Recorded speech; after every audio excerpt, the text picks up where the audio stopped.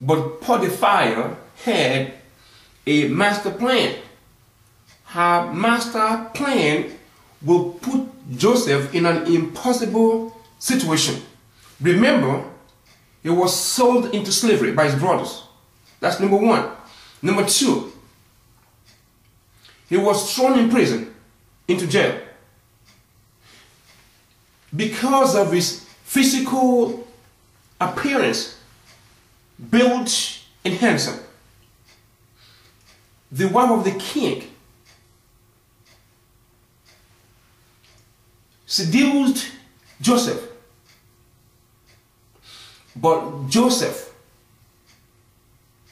by the power of the Holy Spirit, was able to not find himself in a compromising situation. He did not sleep with the wife of the king. As a result, Joseph was framed by Potiphar.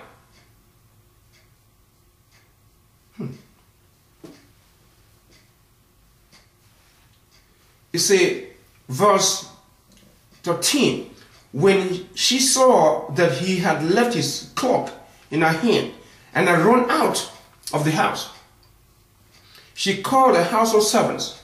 Look, she said to them, this Hebrew has been brought to us to make sport of us. He came in here to sleep with me, but I screamed. When he heard me scream for help, he left his cloak beside me and ran out of the house. So Joseph was in an impossible situation. But you will see as time goes on, the God of possibility turned things around for Joseph. His brothers sold him because of jealousy and hate. In Egypt, where he was, the king's wife, Potiphar, lied against him. His condition of impossibility even deepens more.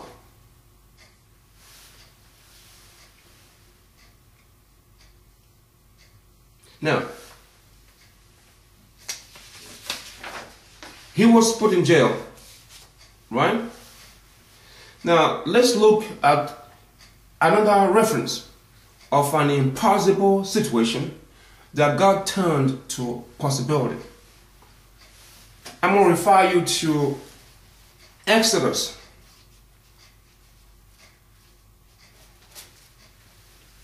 chapter 13.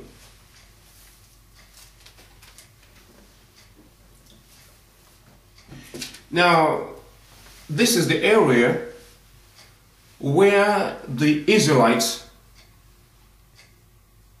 were in bondage of slavery in Egypt under King Pharaoh for 430 years. See, before this time, when God promised Abraham that his generation will be as just on numbers as the sand of the sea, he told Abraham that his descendants will be in slavery for 400 years. But for some reason, the Israelites in bondage of slavery were in Egypt for 430 years. But when the Lord heard their crying and weeping and prayers, he sent Moses at the age 80 to go to Pharaoh and tell him, Pharaoh, let my people go. But we are going to discover that the situations of the Israelites, even after they were led out of slavery into the desert, they were faced with an impossible situation. The Israelites were faced with an impossible situation. The God of the universe, who has the master plan, changed the impossibility to possible situation.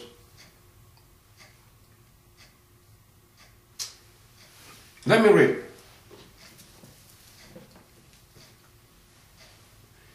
I'm going to refer you to Genesis chapter 14. It says, verse 1, Then the Lord said to Moses, Tell the Israelites to turn back and encamp near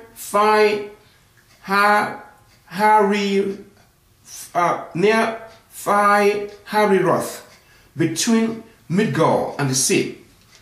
They are to encamp by the sea, directly opposite Baal Zephon.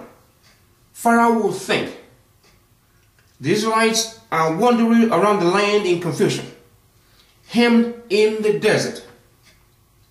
And I will harden Pharaoh's heart, and he will pursue them, but I will gain glory for myself through Pharaoh and all his armies, and the Egyptians will know that I am the Lord.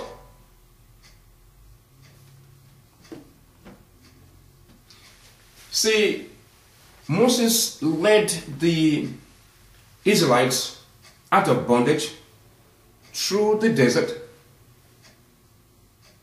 but something happened. They were going to cross the Red Sea.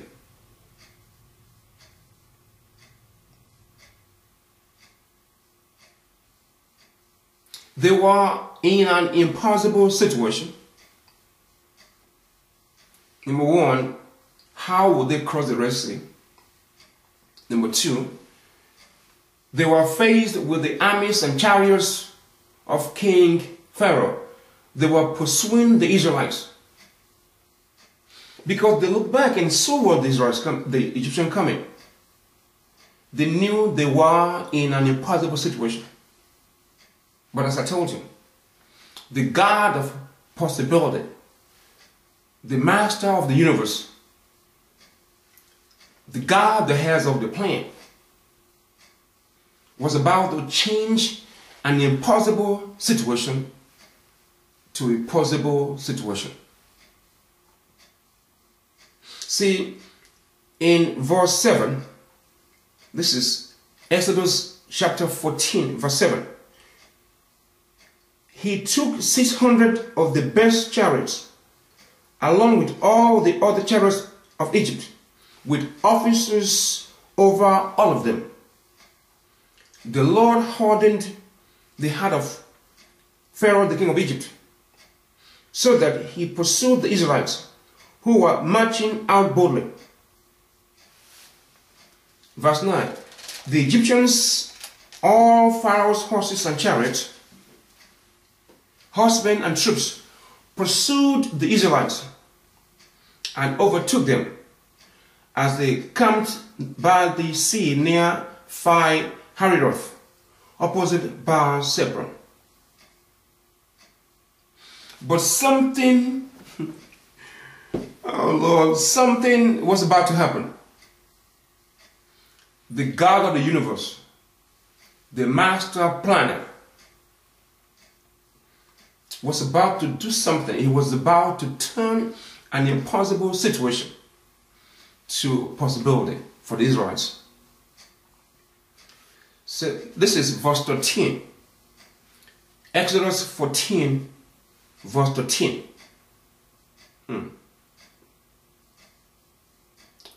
Now, Moses answered the people, "Do not be afraid. Stand firm, and you will see the deliverance the Lord will bring you today. The Egyptians you see today, you will never see again. The Lord will fight for you, You need only